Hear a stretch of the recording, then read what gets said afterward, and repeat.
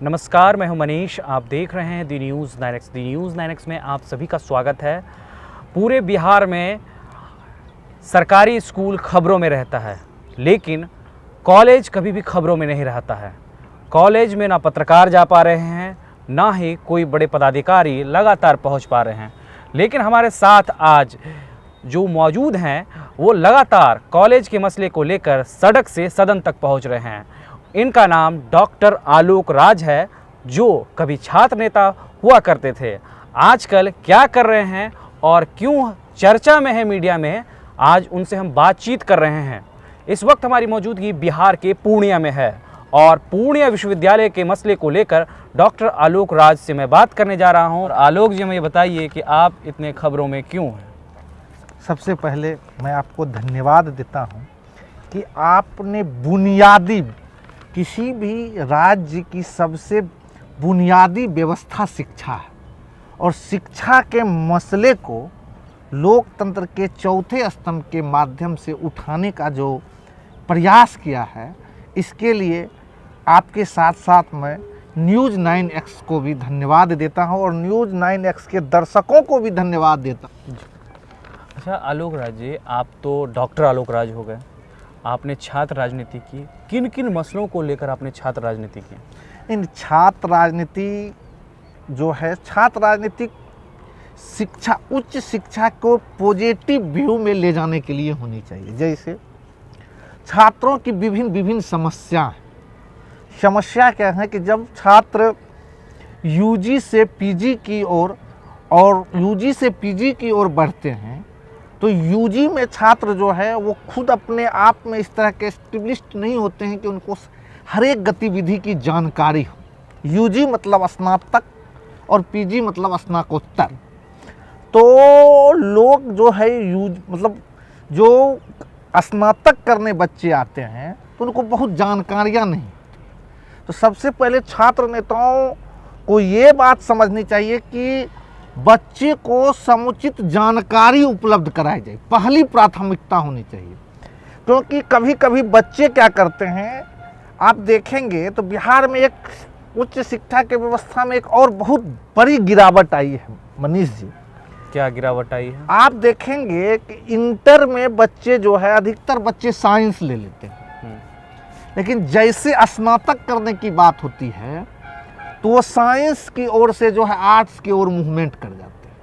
चूँकि ये संवैधानिक प्रक्रिया है कि हम साइंस से आर्ट्स के और कॉमर्स से आर्ट्स की ओर जा सकते हैं। ये संविधान है, बिहार विश्वविद्यालय अधिनियम में ऐसा प्रावधान है। तो बच्चे क्या हो रहे हैं, साइंस के प्रति बिहार के बच्चे जो है वो आगे नहीं बढ़ पा रहे। इसका एक मुख्य उद्देश्य यह है कि लोग जो है, यहाँ के गार्जियन और अभिभावक भी चाहते हैं कि हमारे बच्चे जल्द से जल्द जो है कहीं सेटल हो जाएं, चाहे वो 3rd ग्रेड की ही नौकरी कर लें, 4th ग्रेड की ही नौकरी कर लें, कहीं नौकरी कर लें, लेकिन नौकरी जरूर कर लें सरकार। शिक्षा का स्तर को नौकरी के पैमाने पर जो नापा जाने लगा, यही शिक्षा के स्तर में गिरावट की शुरुआत हो। ये आरोप लगा रहे हैं आप? नहीं, एकदम आरोप नहीं, मैं एकदम सत्य बात बोल रहा हूँ आपके कैमरा पर कि शिक्षा के जगत को नौकरी से मत जोड़िए। शिक्षा के जगत के नौकरी से ना जोड़ा जाए। एक शिक्षित व्यक्ति ही एक शिक्षित समाज का निर्माण कर सकता है। वो शिक्षा से ही समाज में दीप जला सकता है। तो शिक्षित व्यक्ति से आप समाज के निर्माण की अपेक्षा करिए, नौकरी की अपेक्षा न करें। ये हमारी अपनी सोच है। जरूर वो समाज का निर्माण करेगा, और जब आप शिक्षित होंगे और शिक्षा में उच्च शिक्षा जब प्राप्त कर लेंगे तो आपकी महत्वता बढ़ जाएगी। आप अगर नौकरी के लिए और रोजगार के लिए अप्लाई करेंगे तो आपके नौकरी की अप्लाई करने की स्तर बढ़ जाएगी। आप क्लास 1 के लिए अप्लाई कर पाएंगे, क्लास 2 के लिए अप्लाई कर पाएंगे। तो इसलिए हर संभव लोगों में एक जो है, क्या कहिएगा, जागरूकता चलानी चाहिए कि अपने बच्चे पर ज़्यादा प्रेशर न डालें कि वो तुरंत नौकरी कर, यानी तुरंत नौकरी कर ले, ये प्रेशर ना डाला। अच्छा आलोक जी, डॉक्टर आलोक राज बनने से पहले आपने क्या क्या पढ़ाई की है? नहीं, हम देखिए, डॉक्टर आलोक राज बनने से पहले ये चूँकि हम पीएचडी किए हुए हैं, तो पीएचडी करने से पहले ग्रेजुएशन करना पड़ा, पीजी करना पड़ा, फिर प्री पीएचडी टेस्ट पास करना पड़ा, उसके बाद पीएचडी की डिग्री मिलती है। अच्छा, बीएनएमयू से किया, कितने साल लगे आपको करने में ग्रेजुएशन? नहीं, ग्रेजुएशन देखिए, हम लोगों को, हम जिस समय में बीएनएमयू से किए थे तो ग्रेजुएशन करने में हमें 4.5 वर्ष लगा था। 4.5 वर्ष? 5 साल नहीं लगे थे, 4.5 में ही हो गया? हाँ, 4.5 साल में ग्रेजुएशन हो गया था। और पीजी जो है हम लोगों के सेशन काल में 2 वर्ष में हो गया था। 2 साल में पीजी हो हाँ, गया? हाँ, हम लोगों के सेशन काल में 2 वर्ष में पीजी हो गया था। तो आज भी हम कहेंगे कि शिक्षा व्यवस्था बिहार की सभी विश्वविद्यालयों का सत्र लेट है। अब आप कहिएगा ऐसा क्यों, तो आज मैं बहुत बड़ी खुलासा आपके साथ करने जा रहा हूँ। चूँकि विश्वविद्यालय जो है वो अभी बिहार के सभी विश्वविद्यालय शिक्षा के केंद्र के जगह कमाई का केंद्र बन बैठा। और मेरे पास इतना डॉक्यूमेंट्स है मनीष जी कि मैं प्रमाणित कर सकता हूं कि बिहार का विश्वविद्यालय शिक्षा का केंद्र बनने के बजाय कमाई का केंद्र बन बैठा है। उच्च शिक्षा की स्थिति मनीष जी सन 1972 की स्थिति में पहुंच गई है। 1972 की स्थिति में पहुंच गई है? हाँ, 1972 में इसी तरह का व्यापक भ्रष्टाचार के पैमाने पर विश्वविद्यालय था। 1972 की स्थिति में इसी तरह शिक्षा व्यवस्था चरमरा गई थी बिहार की। तत्कालीन मुख्यमंत्री बिहार की शिक्षा व्यवस्था को लेकर काफी चिंतित थे। उस वक्त के मुख्यमंत्री कौन थे, याद है? केदार पांडे। काफी चिंतित थे और उन्होंने एक निर्णय लिया कि आखिर बिहार की शिक्षा व्यवस्था को संवारा और सजाया कैसे जाए। तो निर्णय जो लिया, तो उन्होंने एक कैबिनेट की मीटिंग में निर्णय लिया कि बिहार में जितने भी विश्वविद्यालय हैं, जिस कमिश्नरी में, उस कमिश्नरी के जो हैं आयुक्त जो हैं वो कुलपति होंगे, और जिस जिले में अवस्थित है विश्वविद्यालय उस जिला का जिला पदाधिकारी कुल सचिव होगा।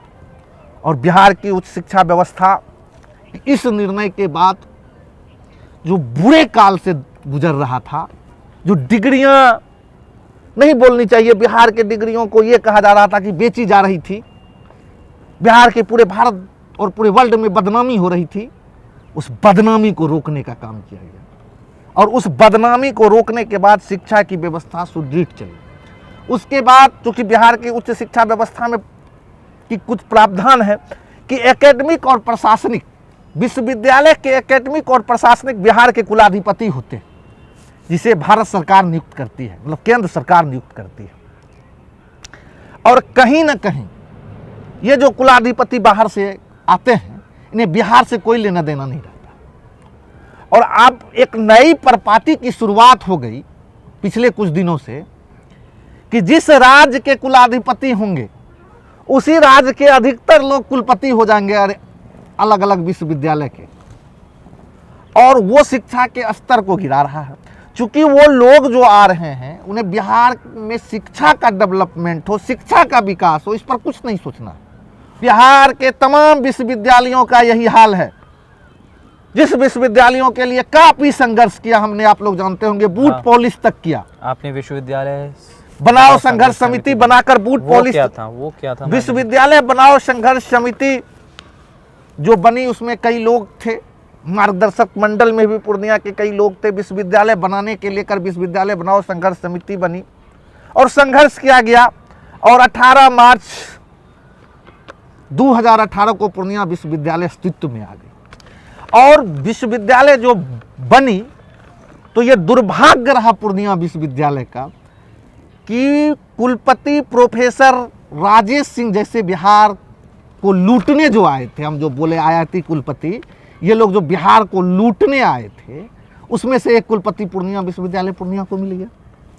और मैंने जितनी मुद्दे को रखा, उन्होंने विश्वविद्यालय अधिनियम से विश्वविद्यालय का संचालन ही नहीं किया, अपने मनमर्जी से संचालन करते थे।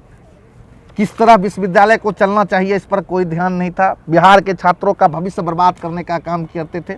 आज आपको सुनकर आश्चर्य होगा। नहीं, उनके दौर में एक बात कही जाती थी, क्लासेस समय पर होती थी। नहीं, क्लासेस समय, फिर बोलूंगा मैं, उनकी कुछ उपलब्धि भी गिनाऊंगा जाने के बाद। वो सिर्फ अपने आप में सिंगल मैन अस्तित्व में थे और वो क्या किया, ऐसे सब कोर्सेस का संचालन करने लगे जिसकी मान्यता ही नहीं थी। आपको जानकर आश्चर्य होगा कि उसके बाद उनको वो जब लगा कि उनके खिलाफ लोक आयुक्त में मामला चल रहा है, लोक आयुक्त ने उनके खिलाफ जांच करने का भी आदेश दिया है। लोक आयुक्त के एसपी ने अपनी रिपोर्ट में स्पष्ट लिखा है कि उनके द्वारा व्यापक वित्तीय अनियमितता की गई है पूर्णिया विश्वविद्यालय में, और लोक आयुक्त में आज भी मामला चल रहा है। उसके बाद लोक आयुक्त ने राज्य सरकार को आदेश दिया कि पूर्णिया विश्वविद्यालय में ऑडिट कराई जाए। उस ऑडिट में भी मनीष जी जेल है। आज तक पूर्णिया विश्वविद्यालय का ऑडिट नहीं हो सका 3 साल में। जजमेंट का लगभग 1.5 साल 2 साल बीतने के बाद हो गई है। तो यहाँ व्यवस्था को पूर्णतः विश्वविद्यालय की व्यवस्था में जंग जकड़ गई। मैं आपके चैनल से बिहार के मुख्यमंत्री आदरणीय नीतीश कुमार जी और उप मुख्यमंत्री तेजस्वी जी से गुहार लगाता हूं कि बिहार की उच्च शिक्षा व्यवस्था को बचा लीजिए इस खिलजी से। ना तो एक खिलजी ने तो सिर्फ नालंदा विश्वविद्यालय को बर्बाद किया, यह दूसरा खिलजी जो है बिहार के सभी विश्वविद्यालय को बर्बाद कर देगा। क्योंकि जब बिहार के विश्वविद्यालय की शिक्षा व्यवस्था बर्बाद हो जाएगी, जो बर्बाद हो चुकी है, मुझे कहने में कोई शर्म नहीं है, तो बिहार कभी अव्वल नहीं हो सकता। क्योंकि किसी भी स्टेट का शिक्षा व्यवस्था उसके आगे बढ़ने में सबसे बड़ी कड़ी। हमारी बातचीत डॉक्टर आलोक राज जी से हो रही थी, जिन्होंने बिहार के विश्वविद्यालय संबंधित कई मुद्दों पर हमसे बातचीत की। बहरहाल आपको हमारा यह इंटरव्यू कैसा लगा, आप अपनी राय हमारे कमेंट बॉक्स में ज़रूर दें। अगर आप हमारा यह वीडियो फेसबुक पे देख रहे हैं तो हमारा फेसबुक पेज लाइक करें। अगर आप हमारा यह वीडियो यूट्यूब चैनल के माध्यम से देख रहे हैं तो हमारा यूट्यूब चैनल दी न्यूज़ 9X को सब्सक्राइब कर लें। और हाँ, आप हमें अब इंस्टाग्राम पर भी फॉलो कर सकते हैं। शुक्रिया।